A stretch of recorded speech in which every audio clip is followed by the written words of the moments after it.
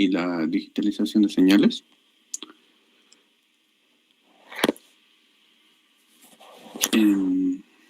Lo divide en 4 partes: los tipos de centrales, los tipos de señales, la digitalización de señales analógicas y la digitalización de voz. Sobre las centrales telefónicas, que es la primera parte del trabajo, bueno, primero hay que entender el concepto de la central telefónica, que es en realidad un conmutador que permite conectar el circuito que llega hasta la señal del usuario con, en realidad, los circuitos que llegan a los hogares de los usuarios a través de un dispositivo que encamina las señales de voz a través de estos circuitos, ¿no? De la red de todos estos circuitos. Para esto, inicialmente,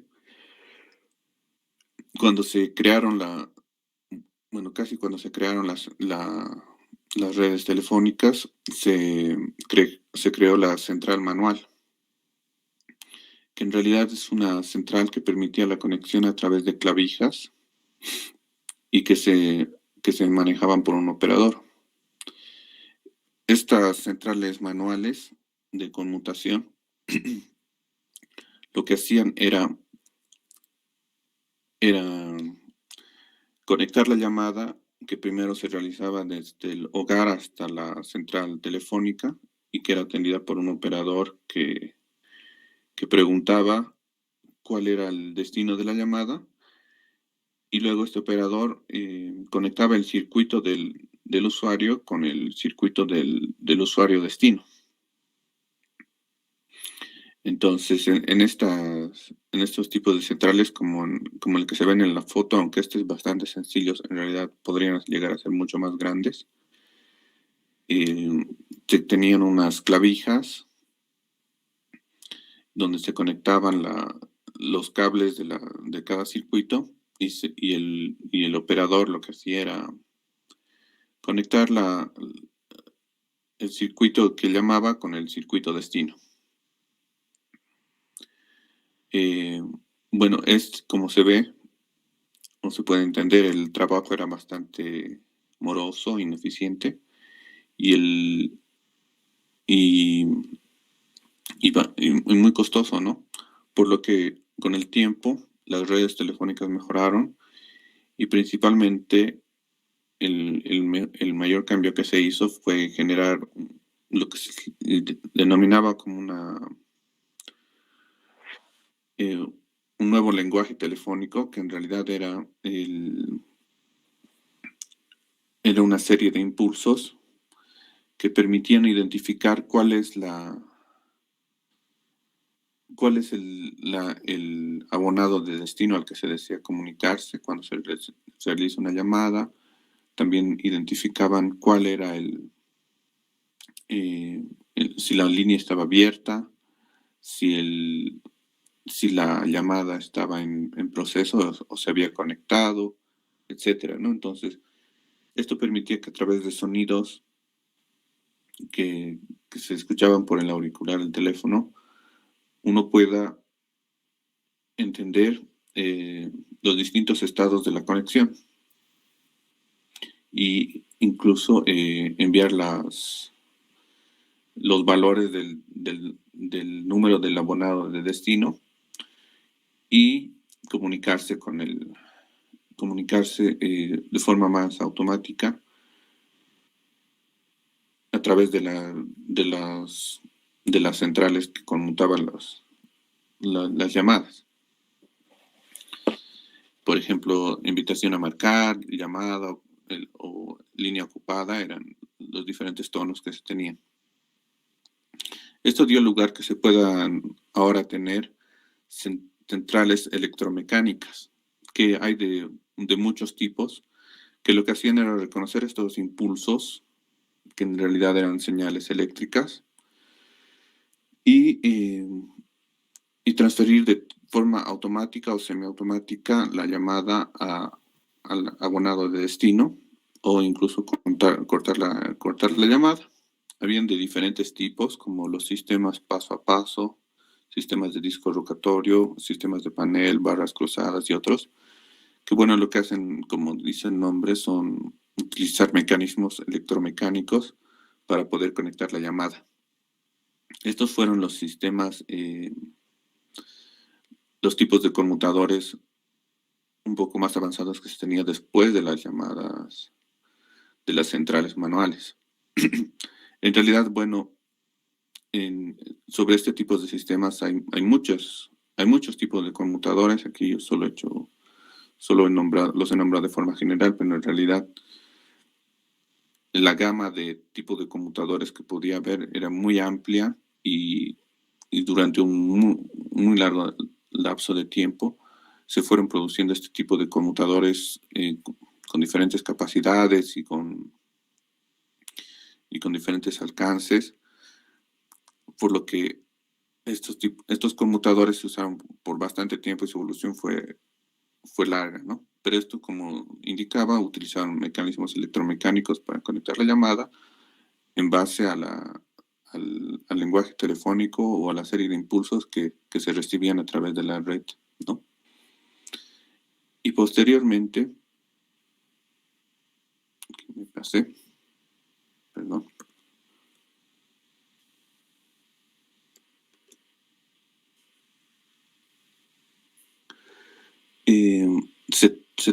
Se llegaron a las centrales semielectrónicas, que en realidad a partir de la década de los 60 en adelante se fueron implementando, y estas ya tomaban en cuenta la capacidad de los ordenadores para realizar las conexiones. Por lo que leía, se utilizaban al menos 2 ordenadores por razones de seguridad, y uno se encargaba del reparto de la carga y la otra de la microsincronización, es decir, de la conmutación, ¿no? Incluso el segundo se podía utilizar como un ordenador de respaldo en caso de que el primero falle. Estos ordenadores ya empezaron a ser mucho más complejos y y reducían mucho el tamaño de las centrales de conmutación, porque las centrales electromecánicas podrían ocupar mucho espacio y mucha energía. En cambio, estos eran más sencillos físicamente y permitían realizar actividades más avanzadas, ¿no? Pero en general el objetivo era realizar la conmutación, y la cantidad de conmutación de conexiones que podían realizar eran mucho más amplias. Por lo que me acuerdo, si no estoy mal, en las centrales semielectrónicas la conmutación podría llegar a 200.000 llamadas, por ejemplo, y con las centrales semielectrónicas ya el número era mucho mayor.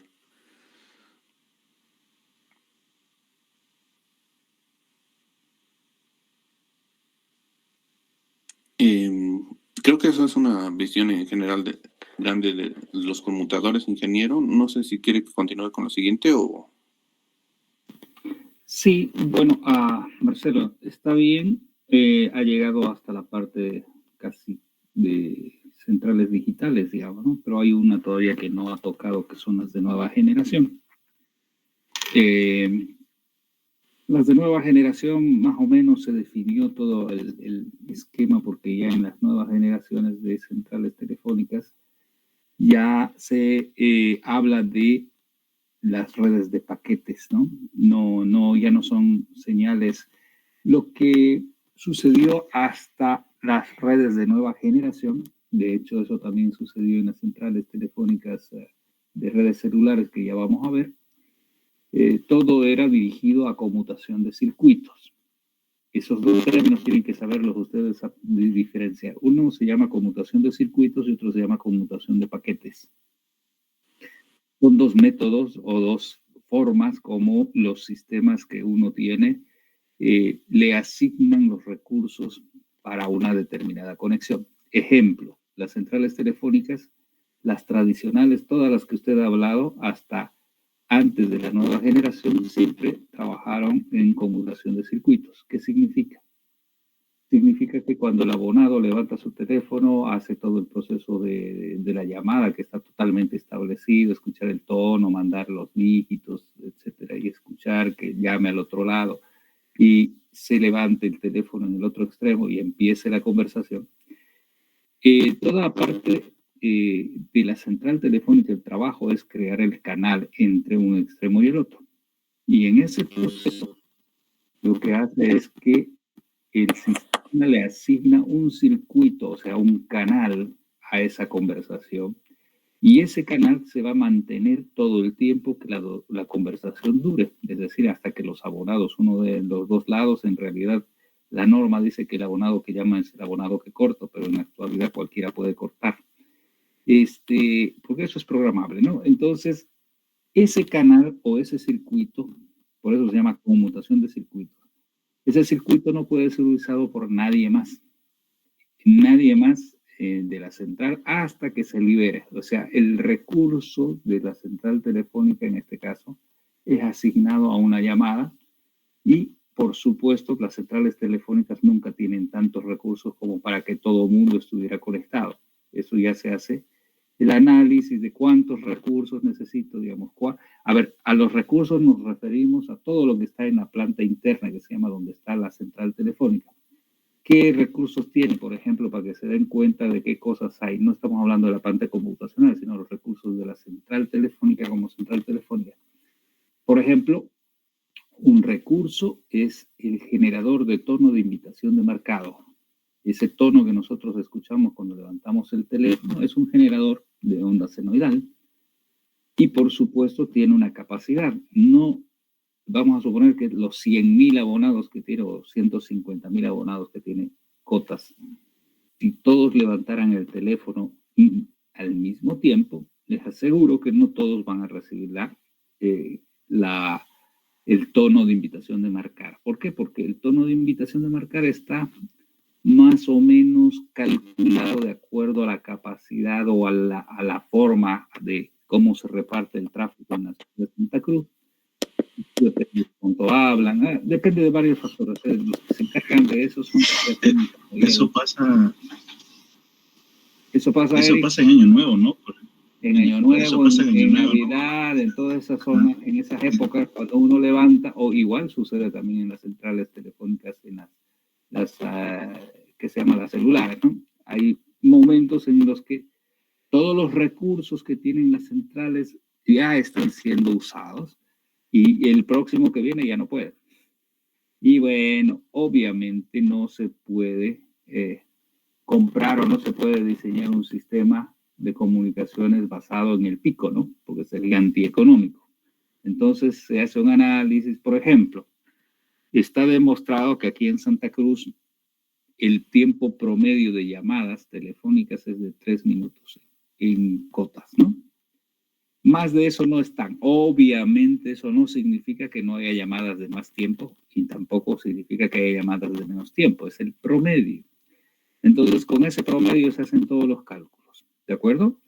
Entonces en este sistema de conmutación de circuitos lo que ha prevalecido hasta que llegaron los sistemas de conmutación de paquetes. ¿Qué significa el sistema de conmutación de paquetes? Significa que han tenido que entrar hasta las centrales telefónicas en un sistema de paquetización y, por supuesto, el protocolo dominante ISIP. Entonces, ahí es donde aparece el concepto de voz sobre IP.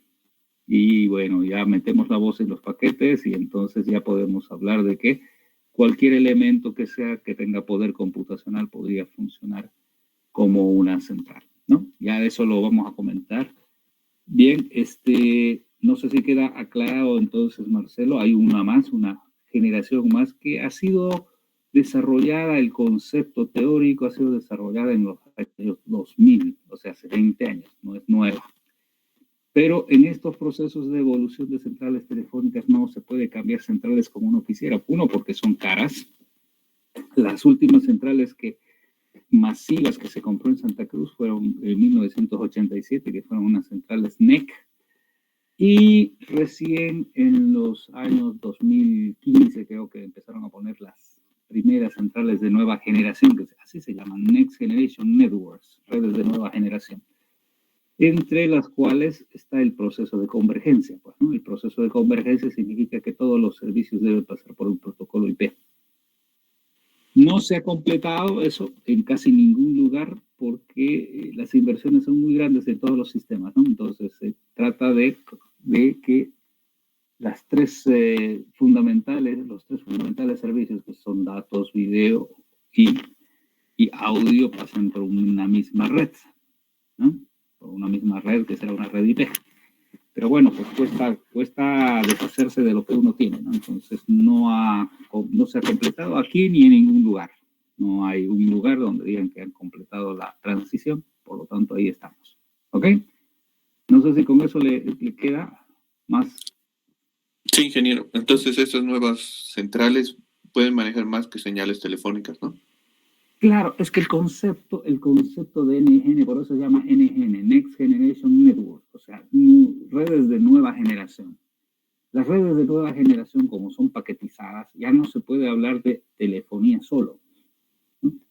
Porque paquetes son datos también, paquetes son video también, paquetes es todo. Entonces se habla de servicios, ¿no? O sea, ok, vamos a dar servicios basados en un protocolo que se llama IP, y por supuesto tiene que haber conectividad, tiene que haber todo. Entonces es eso, ¿no? Entonces la telefonía es una parte de estas redes de nueva generación.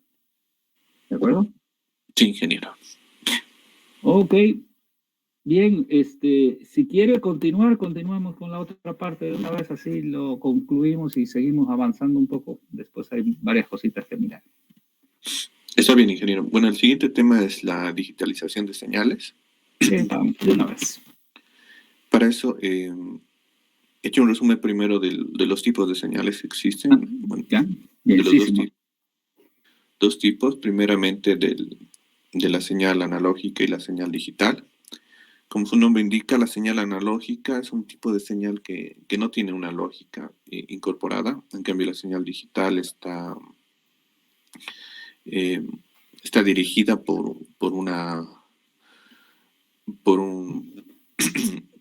por así decirlo, un razonamiento, una idea por la cual se representa la señal. Y en general se puede decir que la señal analógica puede tomar cualquier valor, no está limitada a un conjunto finito de niveles, y al contrario, las señales digitales en cambio están definidas en un rango de valores y sobre el tiempo y la amplitud, ¿no? En realidad las señales analógicas son señales que se producen en la realidad y que por lo mismo pueden tener cualquier tipo de valor, ya que en realidad no están representando información, sino están representando fenómenos naturales. En cambio, la señal digital es una señal creada por el ser humano que representa los fenómenos o la información de manera lógica, utilizando diferentes niveles para representar los diferentes fenómenos, ¿no? Por ejemplo, la música se representa utilizando bits y en función de cierto nivel se utilizan diferentes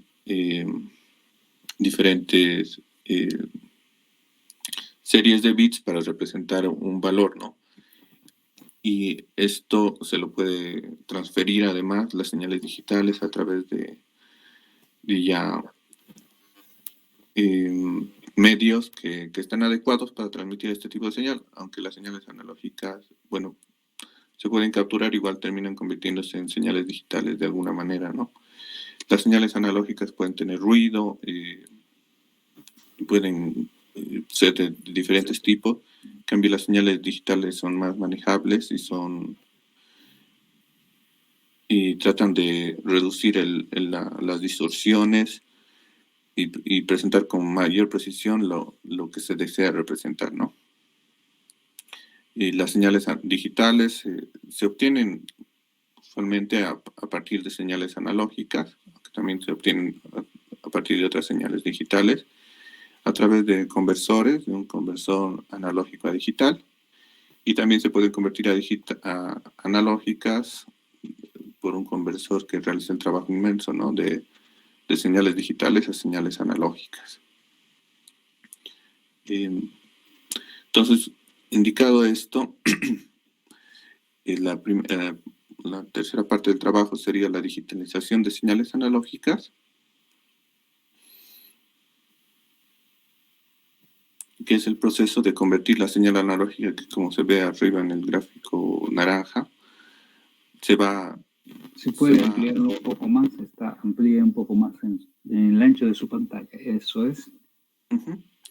Las señales analógicas se van muestreando hasta obtener una señal digital. ¿En qué consiste este proceso de conversión de analógico a digital? Tiene, no estoy mal, 4 partes. El primero es el muestreo, que consiste en la en la captura de valores de la señal analógica. Perdón. Que bueno, como se ve en la gráfica, cada cierto lapso de tiempo, lo que se va haciendo es, por ejemplo, en el teléfono, escuchando, digamos, cada medio segundo, lo que se indica y se va capturando la voz, o yo que sé, por ejemplo, en la música se puede a través de un micrófono escuchar cada cierto lapso de tiempo cuál es el valor del sonido que se está produciendo, y esto se va capturando de formas periódicas para obtener muestras de la amplitud de la onda que se está que se quiere capturar. En este punto es importante indicar que se debe utilizar el teorema del muestreo para poder hacer una captura de la señal analógica que represente la señal propiamente. Creo que lo tengo más abajo, pero el teorema indica que al menos tiene que ser el doble, se tiene que realizar el doble de muestras de la frecuencia de la señal original para no tener tener una señal digital que realmente represente lo que era la señal analógica, ¿no? Porque si se toman más muestras sería absurdo y se estaría capturando mucha información y no aportaría mucho en la calidad de la señal digital que se obtiene. Y si se toman menos muestras, no se está capturando realmente toda la señal analógica, sino se están capturando las señales en lapsos que no se ve realmente lo que se está mostrando, ¿no? Por ejemplo, si digamos, aquí entra el tema del aliasing, que, por ejemplo, si se está queriendo capturar el movimiento de una rueda, si se va capturando el movimiento de la rueda más lento que el movimiento de la misma rueda, no se ve realmente a la rueda moverse como se mueve. Se la ve mover, incluso puede llegar a moverse al revés, porque no se está capturando cómo la rueda se mueve, ¿no? Lo voy a explicar un poquito más abajo. Después, el segundo paso, cuando se realiza el muestreo, es realizar la retención. Es decir, se debe capturar el valor de esto a través de un circuito y se realiza la cuantificación del valor de la señal que se ha tenido. Y bueno, se puede realizar esto de diferentes formas, pero en realidad es a través de circuitos electrónicos se determina el valor de la señal y este valor de la señal luego es pasado se le asigna un valor digital que representa esta señal, ¿no?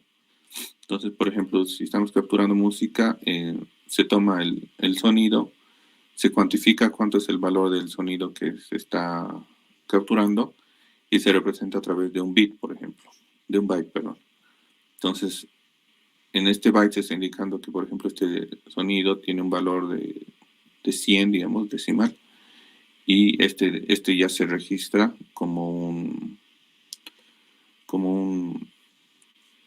una señal digital, que es el proceso ya de codificación, y que puede ser de diferentes tipos, ¿no? Porque las codificaciones se ajustan a los diferentes fenómenos y a diferentes y se ajustan a los diferentes fenómenos que se quieren representar para que sean más precisos y se puedan manejar de mejor manera, ¿no? Entonces, obviamente, todo está basado en el código binario, pero también existen otros tipos de códigos que se pueden utilizar, ¿no? Entonces, las características de este proceso de digitalización, las ventajas pueden ser que, por ejemplo, que cuando una señal digital tiene problemas, una señal que se ha obtenido, esta puede ser amplificada o regenerada a través de diferentes procesos. Hay sistemas que pueden detectar errores y corregirlos. Cuando se llega al receptor, la señal digital se puede procesar, transferir, manipular, entonces es más maleable. Y se puede reproducir además y sin perder la calidad, así, de manera que una señal que ya se ha capturado puede ser transferida a diferentes medios o a otras fuentes, otros destinos, y se puede entonces multiplicar, por así decirlo, ¿no? Sin embargo, los inconvenientes son que se debe realizar ese trabajo de conversión de analógica a digital o de digital a analógica para poder primero a capturar la información y luego también transferirla al medio cuando se requiere obtener otra vez la señal analógica. Además, un paso muy importante que se debe realizar es la sincronización de relojes en el transmisor y el receptor para que se pueda transferir la señal, esto especialmente en las redes telefónicas más antiguas tal vez, en las que, por ejemplo, la señal se capturaba analógicamente, la voz se volvía digital y luego de la digital se volvía otra vez analógica. Entonces, todo esto se debería coordinar bien a través de un reloj, porque si no, la representación de la señal podía ser errónea y la persona que escuchaba podía tener problemas.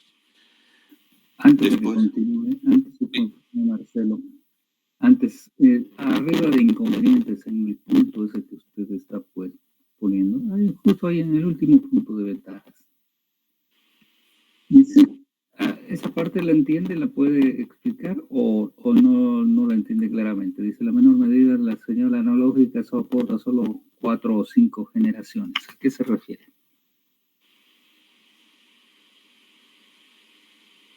Un segundito, por favor. Lo que tengo entendido es que cada vez que se va digitalizando, solamente se puede hacer hasta 4 veces. Por ejemplo, yo puedo hacer una digitalización y volverla a hacer, y ahí cada vez se va desgastando en cada copia, por así decirlo. No tiene nada que ver con la digitalización, por si acaso. Por eso precisamente estoy queriendo ver si eso lo entienden, digamos.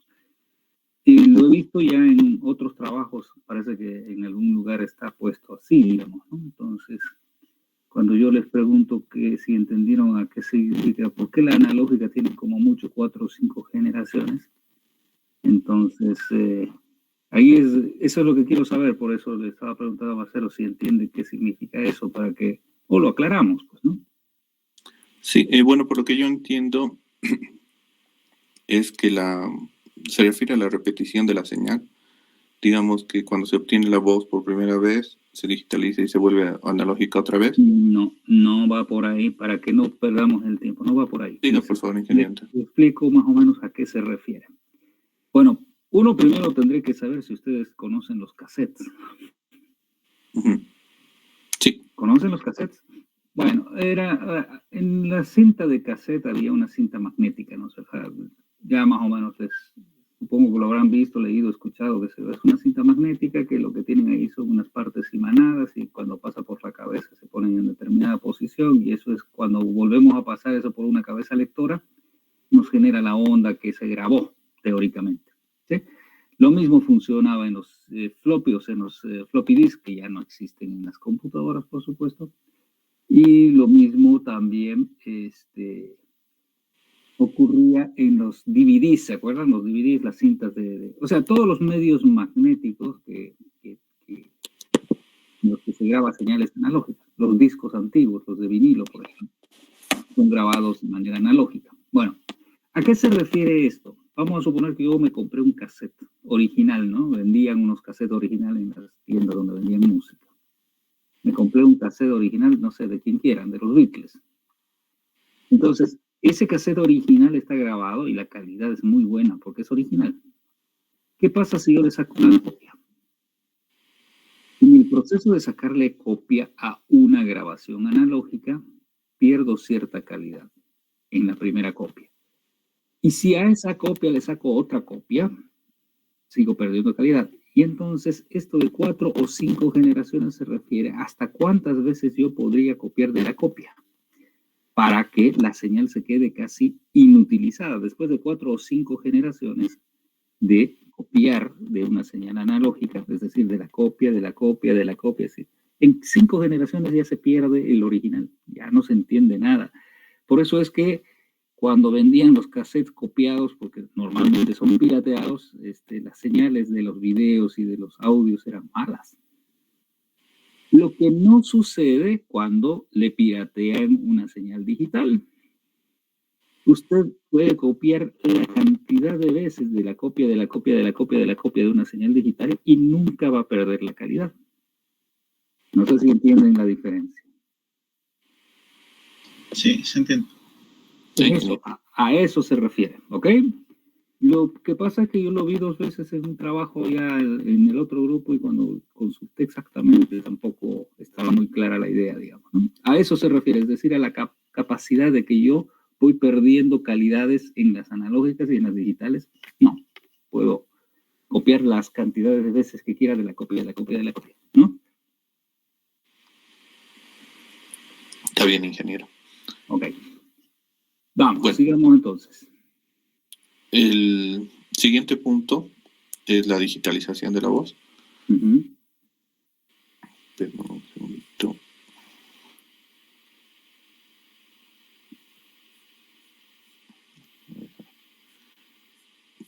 Pero quiero guiarme donde estaba avanzando.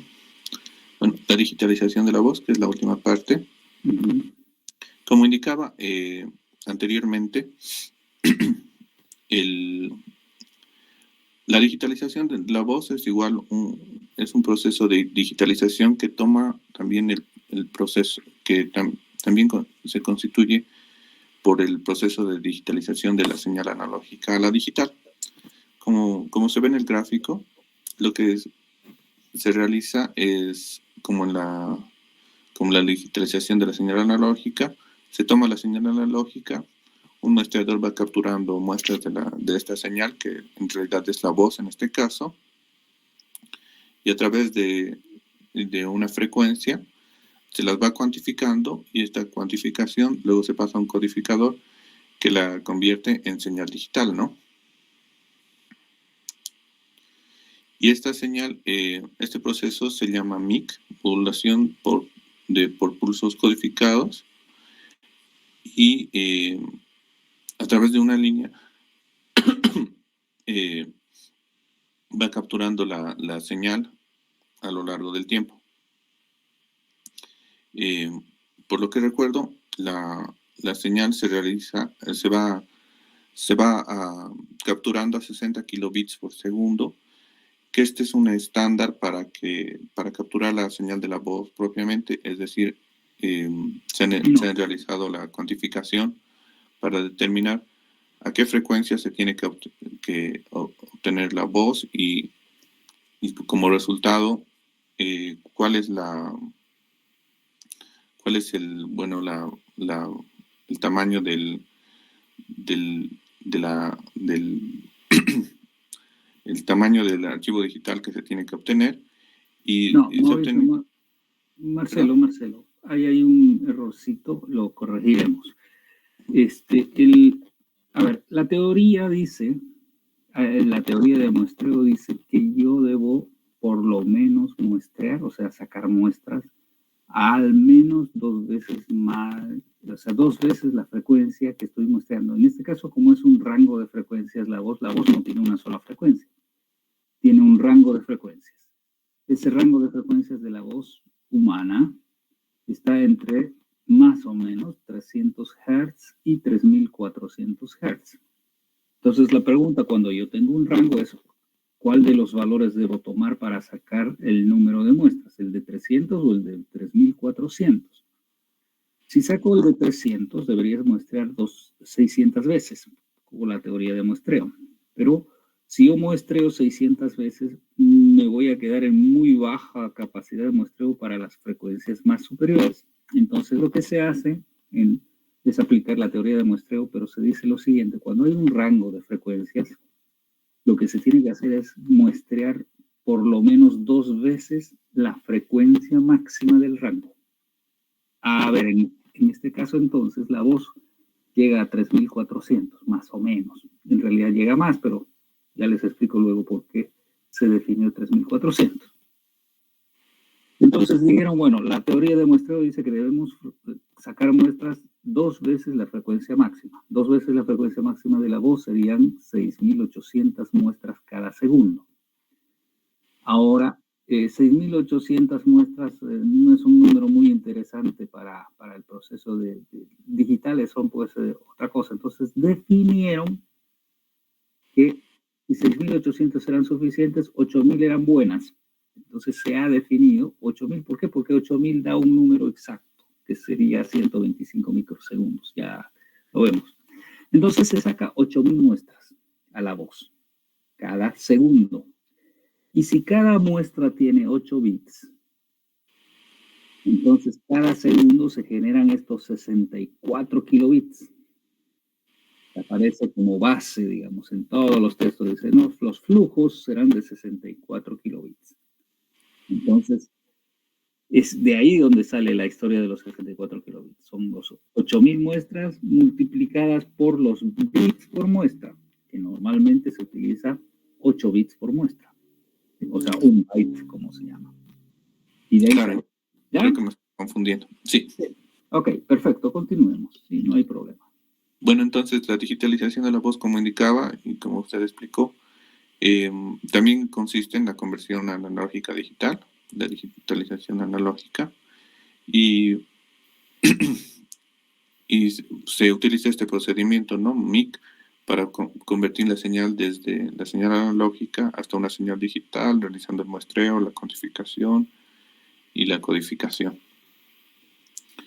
Solo para completar la idea, Marcelo, y para todos los que están escuchando, este proceso de digitalización es entra una señal analógica y hay varios pasos. Eso ya viene construido en un circuito integrado, un chip, unas 8 patitas. Usted mete su señal analógica y al otro lado va a sacar su señal digital. Así de simple, no hay ya, eso está metido en un circuito integrado y cuesta centavos, o sea, no cuesta ni siquiera dinero. Obviamente necesita otras cosas de energía y cosas, ¿no? Pero a lo que me refiero es que uno no tiene que preocuparse porque, a ver, ¿dónde están las muestras? ¿Dónde voy a hacer la cuantización? Todo eso ya está hecho en un paquete. ¿Sí? Sí. Cuando uno quiere armar alguna cosa, ya, bueno, arma, compra el chip y pone, ¿no? Y listo, ya sabemos que va a salir afuera 65 o 64 kilobits por segundo. Bien, continuemos. Sí, bueno, aquí se detalla un poco más sobre el tema de la toma de la muestra. Como lo decía, la señal de la muestra se toma al menos al doble de velocidad de la señal original para poder capturar una señal que sea fidedigna de la original, ¿no?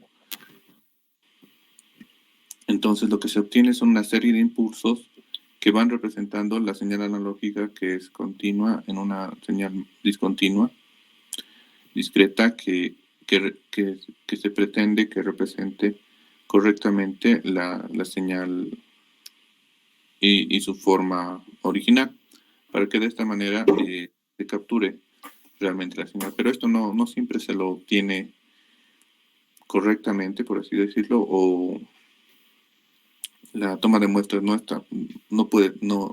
es tan precisa como para capturar dos veces. Bueno, los nuevos aparatos sí son más capaces, pero la idea es alcanzar esta cantidad de muestras deseables para que la captura de la señal sea lo más correcta posible, ¿no? Y por eso todas las formas de digitalización toman en cuenta la teorema del muestreo para poder capturar la señal. Entonces, para eso se establece una frecuencia de muestreo que es la rapidez, por así decirlo, a la que se debe ir tomando las frecuencias por segundo, y esta rapidez tiene que con esta rapidez se deben ir capturando las muestras y generando los impulsos que representan a la señal. Entonces, bueno, los impulsos se generan cada cierto tiempo en función a la frecuencia de muestreo, y con estos impulsos el circuito que indicaba el ingeniero va capturando la señal digital, y esta señal digital a través del chip va a ir obteniendo va a ir cuantificando la señal, codificándola y generando señal digital a cierta frecuencia en la que se generan los impulsos que inician todo este proceso, ¿no? Aquí, bueno, había un ejemplo que es justamente el que indicaba el ingeniero hace un momento. Las señales telefónicas de frecuencia vocal se han demostrado una frecuencia igual o superior a 6.800 Hz, porque la frecuencia vocal tiene de 300 a 3.400 Hz. Entonces, por la teorema de muestreo se debe muestrear al doble, que sería 2 por 3.400 son 6.800. Y como, bueno, el ingeniero había indicado, se redondea este número a 800 Hz para que se pueda capturar la señal de la voz propiamente. Y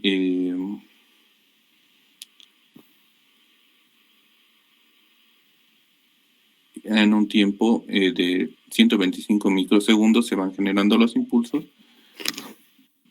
por lo cual que sería el tiempo de muestreo, ¿no? Y como se ve aquí, si dividimos el tiempo, bueno, este es solo un despeje de la fórmula de la frecuencia, se obtiene el tiempo al que se deben generar los impulsos para dar inicio a todo este proceso y capturar la señal, ¿no? Después del muestreo se realiza la cuantificación, que es el proceso de pasar los valores obtenidos a valores digitales que se van a codificar. Y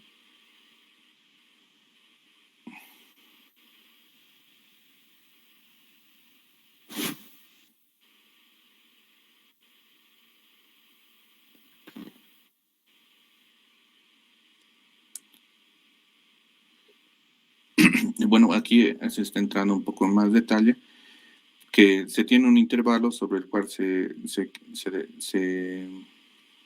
va a cuantificar la señal para en este intervalo la señal es como que se delimita los límites superiores e inferiores a los que se va tomando la señal para que se ajuste a un rango que ya se va a poder manejar en la codificación. La codificación se traduce el valor de esto, el valor cuantificado en bits, en bytes, o bueno, según el proceso que se haya determinado. y en este tema ya se realiza la utilización de códecs que definen en realidad la forma en la que se va a ir almacenando la información en los dispositivos, ¿no?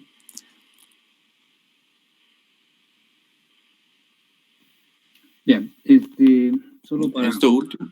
Solo Sí, para perdón. concluir esta última parte, no Sí. está sacada de algún lugar que ya, como le digo, ya lo he visto cuando, no sé si entienden esto de PAB. Este es un esquema de codificación de la voz que se utilizó para hacer que una curva ayuda a aplanar las señales muy altas. Tiene toda una teoría, ¿de acuerdo? No importa, no es relevante para el entendimiento de la digitalización, solo que esta palabra big que aparece aquí con estos, tenemos la polaridad, si es 0 o si es 1, va a ser si está por arriba o por debajo del el A, que son ocho posibles combinaciones que nos dicen en qué segmento está, etcétera. O sea, no es relevante, esto no debería estar aquí porque en realidad estamos hablando solo del tipo de... Esta es la codificación de la voz, por si acaso, ¿no? La voz, que hay dos leyes, una ley que se llama la ley I y otra ley que se llama la ley Mu, ¿sí? Una es la europea y otra es la americana, etcétera. Bueno, esta es ya otra historia. No le hace el entendimiento del proceso, ¿de acuerdo? Está bien, ingeniero. Bueno, hasta ahí habría llegado mi trabajo. Sí, está más o menos, está sacado de algún lugar, digamos, como referencia parecido, por eso vi las mismas cosas en el otro grupo. Bien, está bien, sí, Marcelo, no hay problema. Bueno, vamos a ver entonces, vamos a continuar. Listo. Gracias, Marcelo. Está bien, ingeniero. A ver, sí, vamos a mirar, voy a ver si tengo algo para presentar. Debo tener algo para presentar. Este es el grupo SB, ¿no? Era digitalización de señales de voz. Ok. Solo para reacomodar, yo lo voy a hacer súper rapidito. Tengo algunas líneas solo para aclarar algunas cosas que por ahí no quedaron claras. Como justo dibujarlas, vamos a... ¿Qué? Ya va.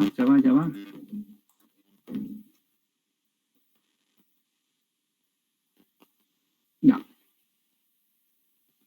¿Ya se ve? ¿Se ve? No, se ve, ya se ve.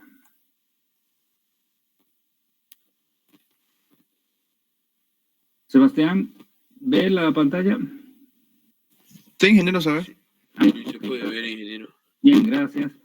Entonces, lo que estaba hablando es que el bucle de abonado, que es lo que estábamos hablando en la clase anterior, toda la transmisión que aparece en el bucle de abonado es analógica. ¿Sí? Todo lo que entra a las centrales telefónicas en la actualidad y la interconexión entre centrales y toda esta historia se hace a través de señales digitales. Por lo tanto, esta señal de aquí que entra del abonado tiene que convertirse a través de ese código que estaba conversando Marcelo. Se digitaliza y bueno, una vez digitalizada la podemos comprimir, la podemos expandir, ya saben, y no va a variar nada. Entonces, solamente hay electrones que varias señales digitales, las comprimo. Es decir, el valor de un bit no depende de su duración. Quiero que entiendan eso, deben saber exactamente. No importa, el bit es un 1 si dura un segundo o si dura un milisegundo. El 1 es 1. Entonces, esa capacidad que tienen las señales binarias de poder ser comprimidas y no perder su valor es fantástica porque nos permite, si mismo estéreo de 4 kilobits, luego puedo juntar 10 señales y la mando a 640 kilobits. Y las 10 señales, cuando voy del otro lado, las puedo volver otra vez a 64 kilobits. Entonces me permite mezclar señales. Si voy a mezclar 1000 señales, la mando en 6 megabits por segundo. Si voy a 100.000, etcétera. ¿Entienden? Esa es la gracia de las señales digitales. Las puedo mezclar como quiera, solo comprimiendo la duración del bit. Y ya está. Bien. Entonces, esta era la tarea.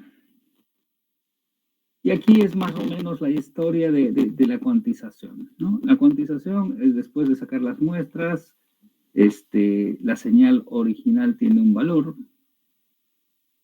y cuando nosotros estamos cuantizando, o sea, cuando estamos acomodando, va a depender del tamaño de regla que tengamos. Si la regla tiene muchas divisiones o pocas divisiones, los valores que tomen esos valores estos valores muestreados va a depender de la regla. A ver, ¿a qué se refiere esto? Se refiere que si tengo una regla con muy pocas divisiones, voy a cometer mayor error que si tengo una regla de muchas divisiones. Les doy un ejemplo analógico o una analogía.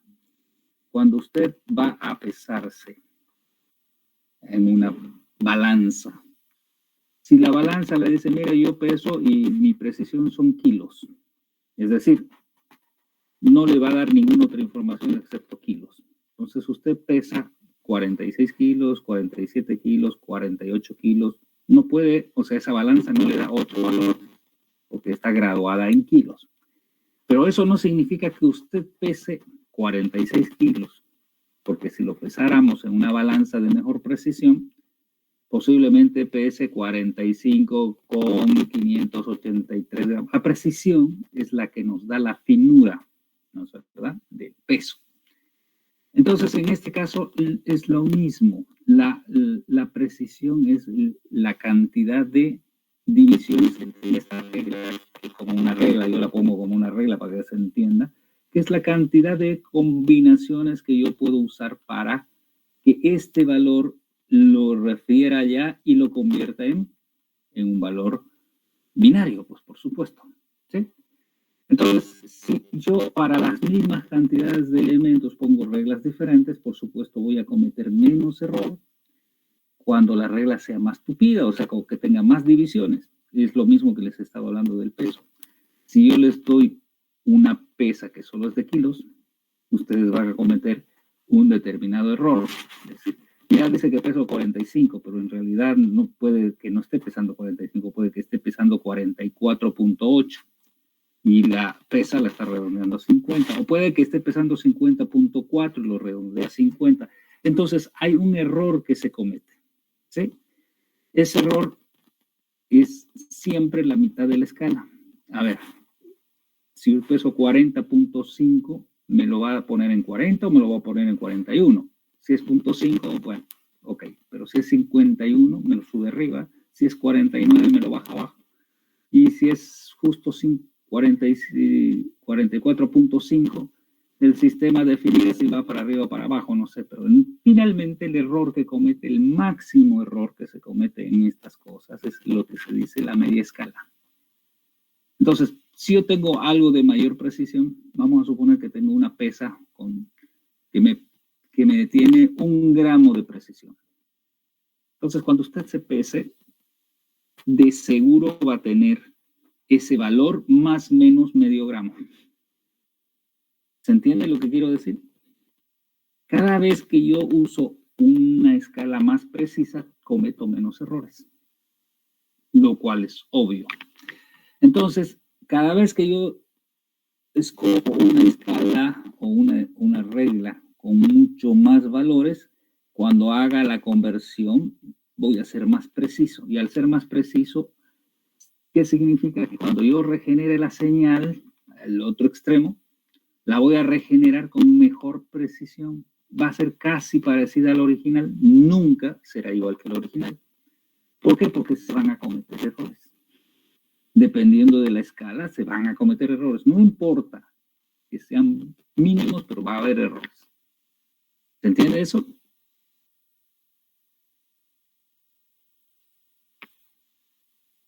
¿Aló, aló? Sí. ¿Se entiende, ingeniero? No. O sea, no hay forma de que cuando uno haga en estos procesos, uno asigne los valores a los cuales estas muestras corresponden, se va a cometer un error. Ahora, la idea es que mientras más tupida sea, o sea, esto de tupida significa que si yo tengo 255 o 256 combinaciones, eso yo lo puedo convertir en un byte, pero también podría tener 512, podría tener 1024, etc. Yo podría escoger cuántas divisiones tiene mi escala y cada vez que escojo más alta, más bits necesito por muestra. ¡Pum! Listo, aquí está. Entonces, el número de bits por muestra es la única posibilidad de que nosotros mejoremos la precisión de la señal muestreada. No mejora la precisión, como su compañero dijo por ahí, aumentando muestras. Yo aumento muestras más allá de las que dice el teorema de muestreo, pero eso no aporta a la calidad de la señal. O sea, la calidad o la fidelidad. La fidelidad es la capacidad de un sistema de reproducir el original. ¿Sí? Entonces, si yo quiero reproducir el original, tengo que conseguirme un equipo que tenga una muy buena cantidad de muestras. O sea, de bits por muestra. Por ejemplo, los CDs, si ustedes leen la música que se graba en un CD, se graba en 24 bits por cada muestra. 24 por cada muestra.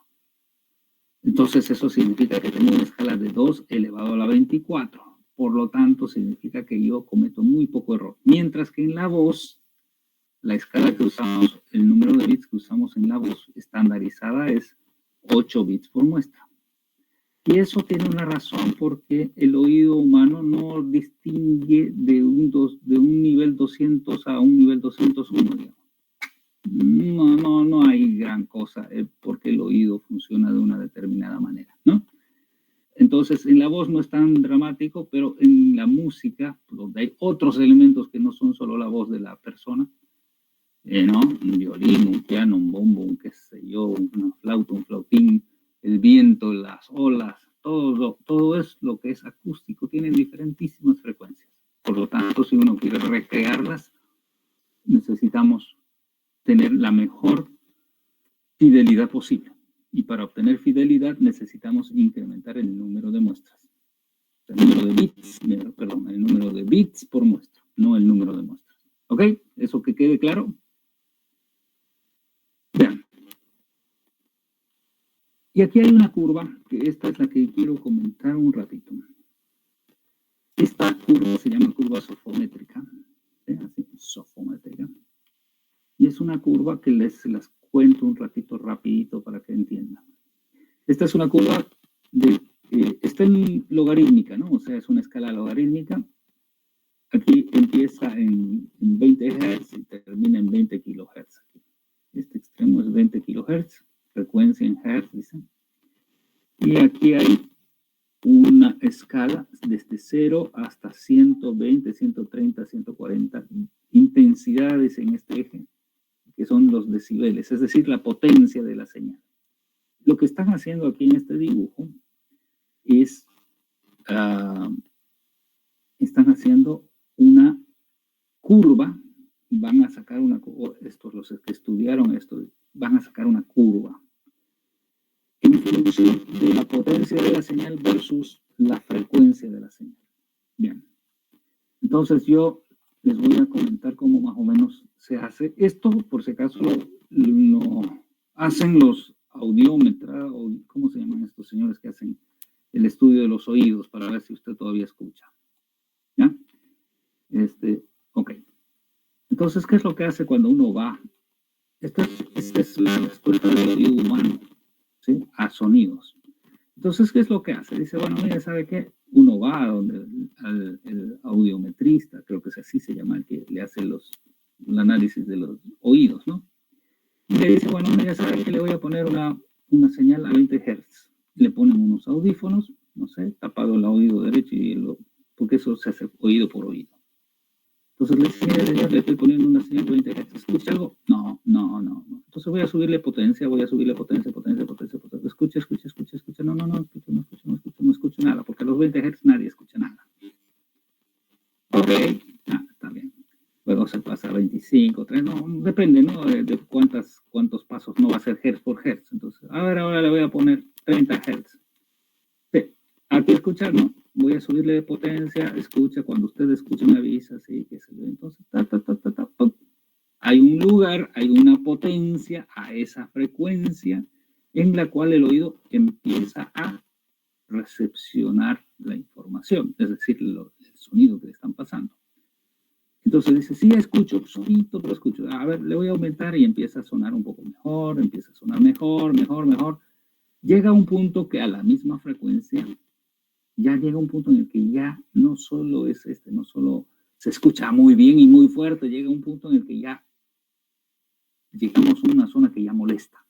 Ya empieza a doler el oído, dice uno, ya me duele, ok, la baja otra vez. Y ella va notando, o el audiómetro va notando los valores que van. Ok. Y así lo hacen paso por paso. Bueno, ¿qué es lo que se descubrió con esto? Se descubrió lo que todos los que escuchan buena música saben, que los bajos no necesitan más potencia para escuchar que los altos. Los sonidos altos, o sea, las frecuencias altas, con muy poca potencia ya las escuchamos, mientras que los sonidos bajos necesitamos más potencia.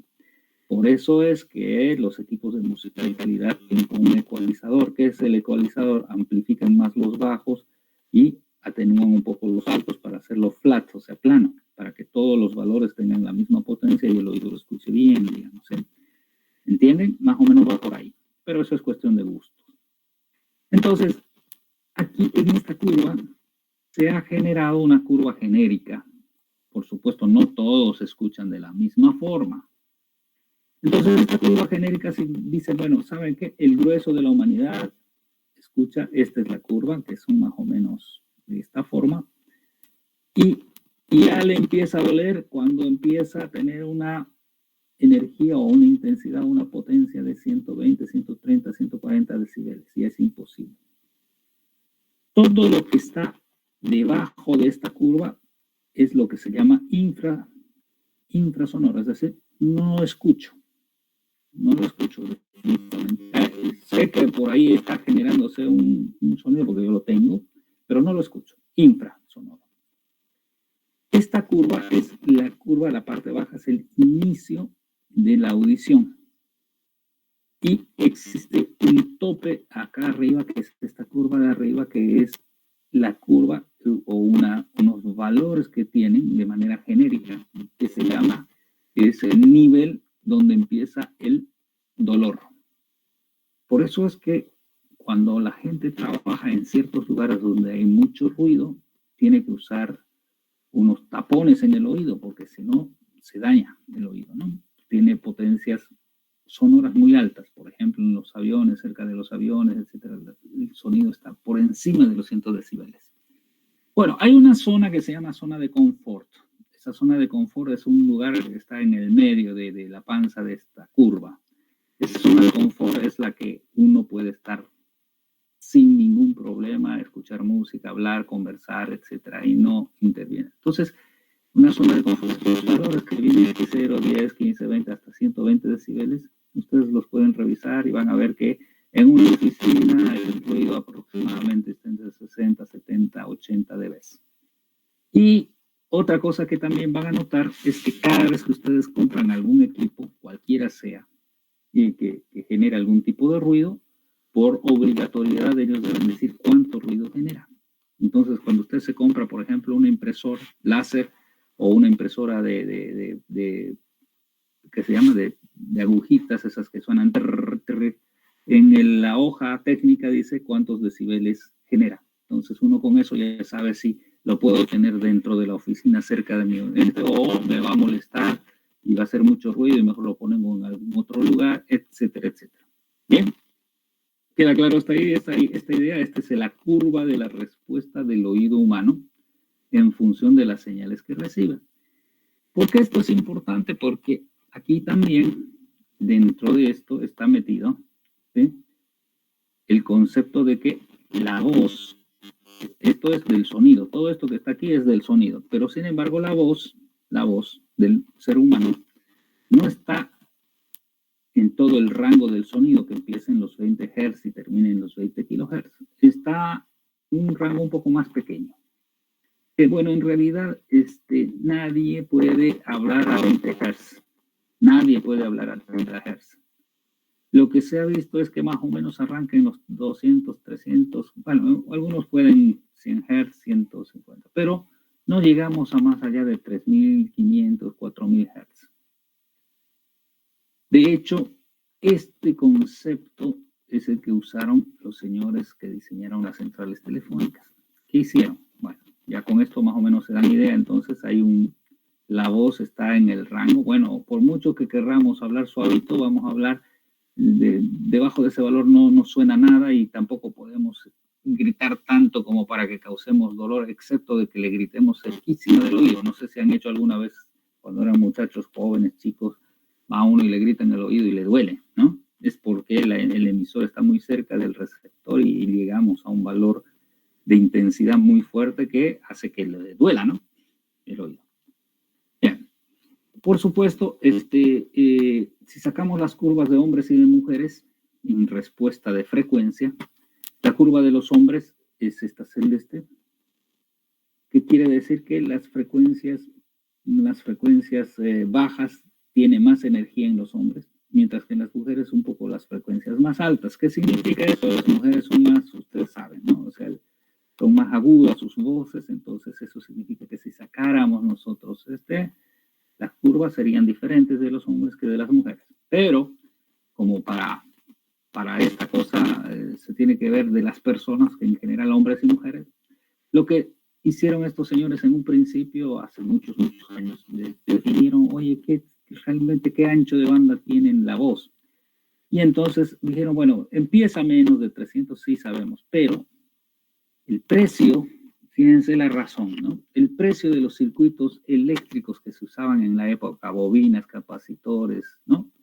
O sea, todo eso que era electromecánico en el principio de los tiempos. El precio de fabricar un condensador y una bobina depende de las frecuencias con las que van a trabajar, con el rango de frecuencias con los que van a trabajar. Entonces, si yo le doy un rango muy amplio, me cuesta más caro que si le doy un rango más corto. Entonces, el interés de estos señores fue a ver cuál rango es el importante. Entonces, dijeron, mira, sabes que si tomamos de 300 Hz, ¿sí?, hasta 3.400 Hz, estamos enviando más del 90% de la energía que genera la voz humana. Y entonces dijeron, pucha, esto es suficiente para que nos entiendan. Sí, perfecto, meta. Y mira que tenemos un rango, entonces este rango de aquí, de 300 a 3.400, puede no ser exactamente el de la voz, pero este es el que se tomó para el canal telefónico. Y dijeron, sí, mira, con esto nos sale más barato los elementos y lo hacemos, y lo definieron. Y entonces, por definición, este es el rango del canal telefónico, de la voz en un canal telefónico, no de la voz que pasa, no sé, pues por otro lado, digamos, en un canal telefónico. Entonces, desde esa época se digitalizó, se hizo todo con este rango, con este ancho de banda. ¿Ok? Bien. Entonces, como ahí está, ahí yo hago el muestreo y listo. Y al otro lado me lo van a recibir y se supone que lo van a entender. Bueno, esto de aquí es un poco de la teoría porque esto es la curva sofométrica que lo había pedido. Bien. Y aquí está un poco el otro concepto que quiero. Tenemos un poquito de tiempo, vamos a hablar. Acá hay un par de cosas. Ya sabemos que la señal analógica pasa por un analog digital converter, o sea, un conversor análogo digital, y me va a sacar bits, muestras. Y muestras es un stream. O sea, si yo voy hablando y estoy haciéndolo en tiempo real, conforme voy hablando va saliendo una cadena a esta velocidad, una cadena de bits a esta velocidad, 64 kilobits por segundo. Y entonces, ¿qué se hizo? Dijeron, bueno, ya lo tenemos en bits, sí. ¿Y qué tal si lo metemos, todo eso lo metemos en un cajón determinado y lo metemos en un paquete IP cada cierto tiempo y lo mandamos? Y dijeron, waps, si esto es la voz y lo metemos en un paquete IP cada cierto tiempo y este paquete lo mandamos, estamos mandando voz sobre IP. Así de simple. Entonces, desarrollaron todo el concepto, ¿sí? Bien. Voz sobre IP no es telefonía IP. Voz sobre IP es el procedimiento por el cual yo voy a encapsular una señal digitalizada de voz dentro de paquetes IP. No tiene nada que ver con telefonía IP. Esto yo se los coloco así para... La telefonía IP, por supuesto, trabaja con IP y trabaja con esta técnica, pero no es una cosa, no es la otra. Bien, voz sobre IP son las tecnologías que se utilizan para meter la voz dentro de paquetes IP. Ahora, hay técnicas y técnicas, muchas técnicas diferentes, ¿no? Por ejemplo, Skype tiene una técnica, tiene un codificador de codificador propietario. ¿Qué significa este codificador de codificador? Significa que este señor agarra estos bits y como son 64 kilobits y esa tasa de envío es muy alta, entonces agarran y ponen aquí unos compresores. Compresores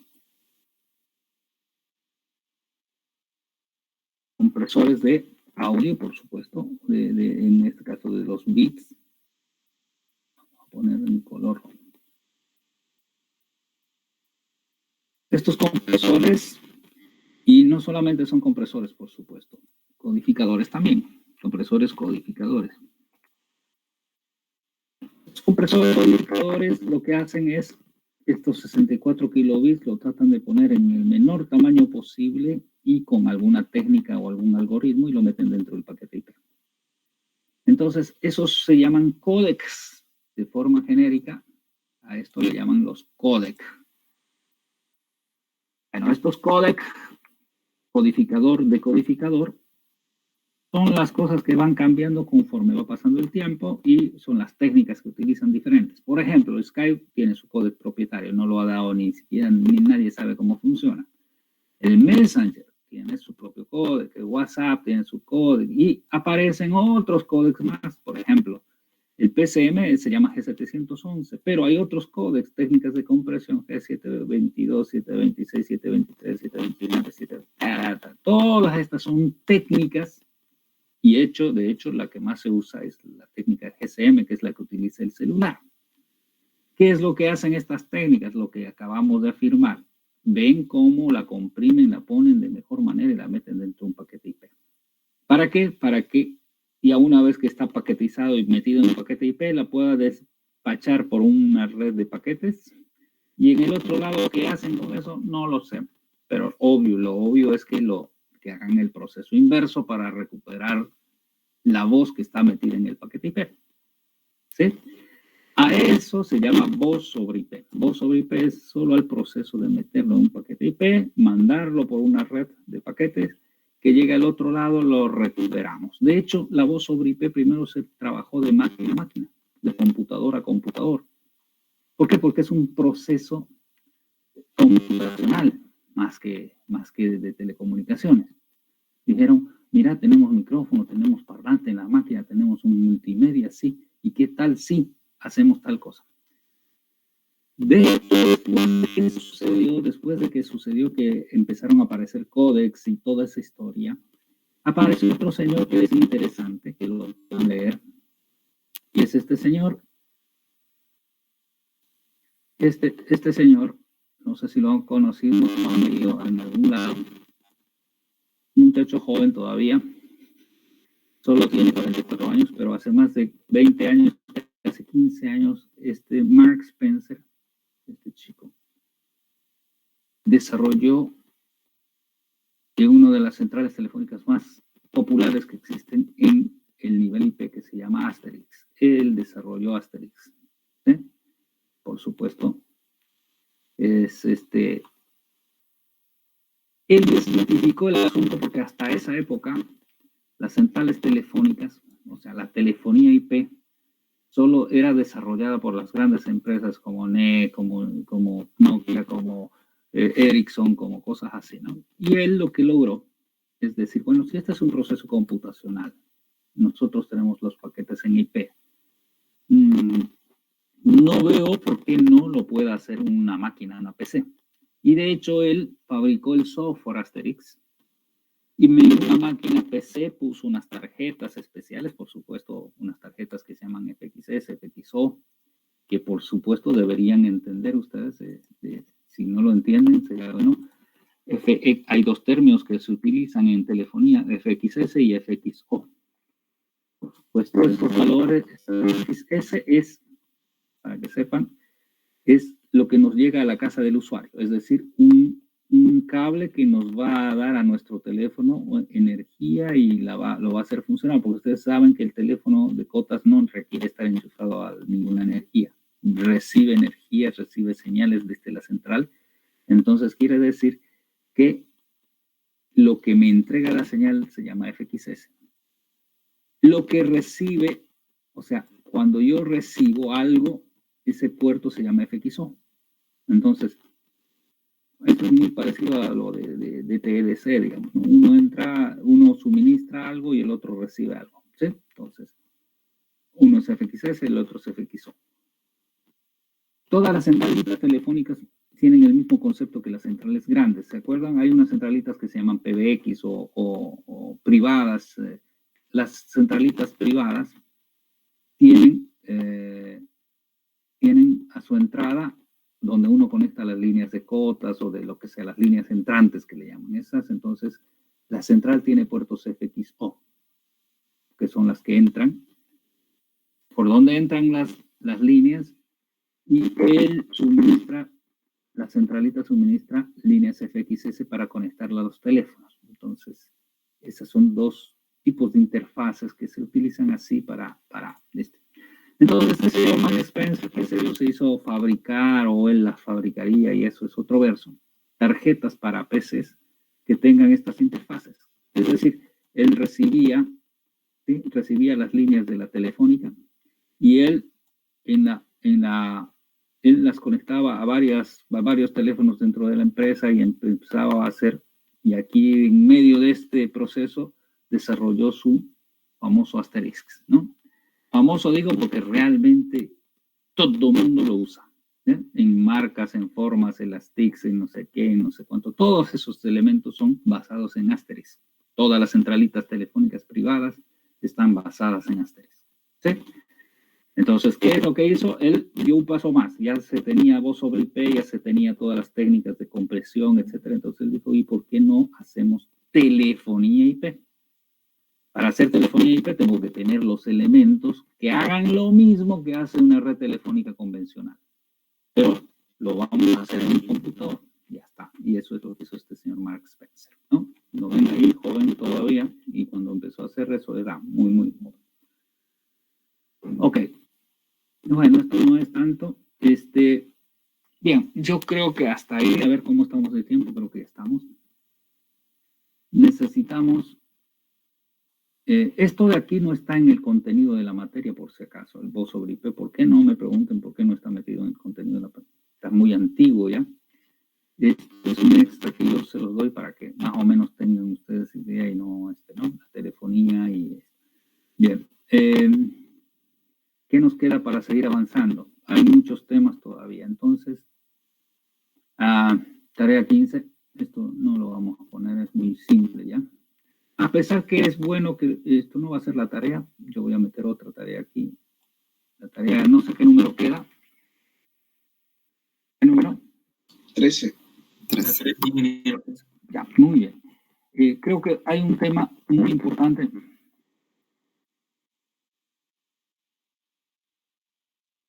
Y es, bueno, multiplexación se llama, vamos a poner multiplexación. Multiplexación. Analógica. Multiplexación digital. ¿Por qué es importante esto? Porque de esta forma vamos a ver cómo se mezclan las señales de diferentes orígenes para transportarlas a través de un solo, ¿no? Esto es importante entenderlo. Porque después con eso ya uno entiende otros procesos más fácil. ¿De acuerdo? Esa es la tarea para el día cuando miércoles, no, para el martes con ustedes, ¿no? Para el día martes. Tarea 13, multiplexación. Yo ahora mismo la voy a colgar para que quede. Ok, jóvenes, creo que por el momento. No queda más. Estuvo. Y vamos a avanzar lo más que podamos. Bien. ¿Alguien tiene alguna duda? Ahora que ya no estamos grabando. ¿Alguien que tenga alguna duda de lo que hemos visto? Y si no, pues nada. Nos vemos el martes. No, ninguna. ¿Ninguna? Ninguna. Bueno, Eric dice que no tiene. Sebastián ya no habla. Marco Choque. Marcelo Ríos. Nadie habla. Todos son mudos. Nada. ¿Todo tranquilo? De grupo yo tengo una duda, ingeniero. Dígame, Francisco.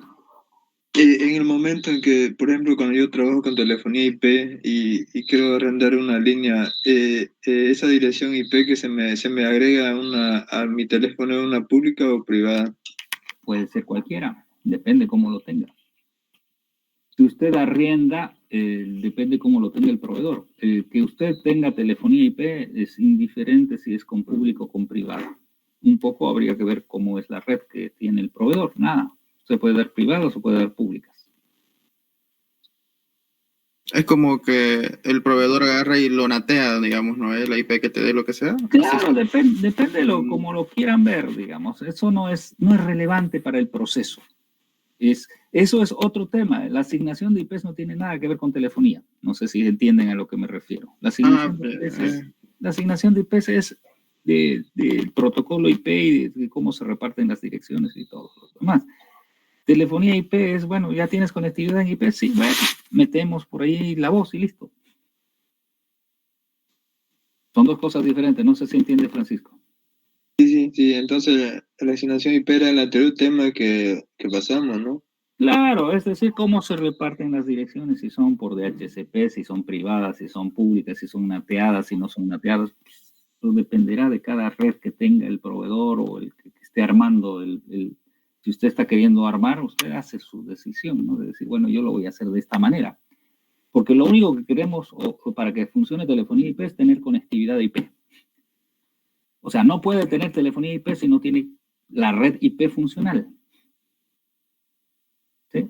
Funciona IP, su red le hace pin de un lugar a otro y ahí usted puede montar lo que quiera. Y entre las cosas que quiera es telefonía IP. ¿Ok? Francisco, ¿queda claro? Sí, me quedó claro. Ok, señores. ¿Algo más? ¿Alguna otra pregunta?